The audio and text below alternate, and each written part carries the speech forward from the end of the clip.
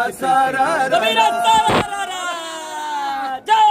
उत्तर प्रदेश है। उत्तर प्रदेश में 2 जिलों में उपचुनाव हो रहे थे, रामपुर और रामपुर के बाद आजमगढ़, जहाँ पे रामपुर में बहुत दिग्गज नेता चुनाव लड़ रहे थे, जिसमें अभी आपने सुना होगा कि जिस तरह से आजमगढ़ माना जाता था, जिस तरह से वहाँ पे पिछली 2019 में उन्होंने चुनाव जीता था। चुनाव जीतने के बाद सांसद बने थे, उसके बाद उन्होंने सीट छोड़ी, फिर से वहाँ पे चुनाव लड़े। लेकिन सपा से बात करें, सपा से असीम रजा जी चुनाव लड़ रहे थे। चुनाव लड़ने के बाद जिस तरह से उनके खिलाफ चुनाव लड़ रहे थे जो घनश्याम लोधी थे भाजपा से चुनाव लड़ने के बाद दोनों की बड़ी टक्कर के बाद असीम रजा को छोड़ते हुए इन्होंने आगे निकले और घनश्याम लोधी वहाँ पे चुनाव जीत गए। जबकि हम आजमगढ़ ज़िले की बात करें, जिस तरह से आप लोग लगातार आजमगढ़ के सर्वे देख रहे थे, आजमगढ़ पे लगातार कहीं सपा भारी पड़ रही थी तो कहीं बसपा तो कहीं बीजेपी। देखिए, अगर बीजेपी की बात करें तो आज जिस तरह से चुनाव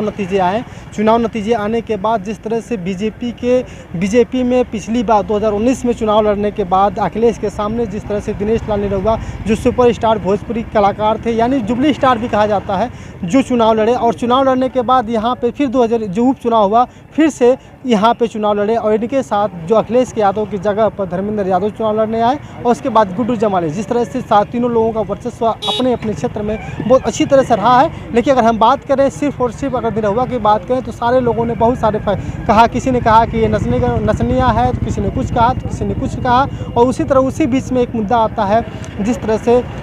बीच में ढीला पड़ जाता है कि अग्निपथ योजना लागू होती है, जिसमें बहुत सारे लड़के जो रोड पर उतर आते हैं, फिर भी उसको पीछे छोड़ते हुए उन्होंने कहा कि हम सिर्फ और सिर्फ विकास की बात करेंगे। और उन्होंने कहा था कि हम आजमगढ़ में, और आजमगढ़ हमारा घर है, आजमगढ़ में हम नहीं भी सांसद रहे हैं चाहे कुछ भी नहीं रहे हैं, फिर भी हम आजमगढ़ के लिए बहुत कुछ किया है। जिस तरह से उन्होंने कहा कि हम आजमगढ़ के बहुत कुछ कर दिखाएंगे। फिलहाल अगर आजमगढ़ के चुनाव की बात करें तो धर्मेंद्र यादव दूसरे स्थान पर है और आजमगढ़ में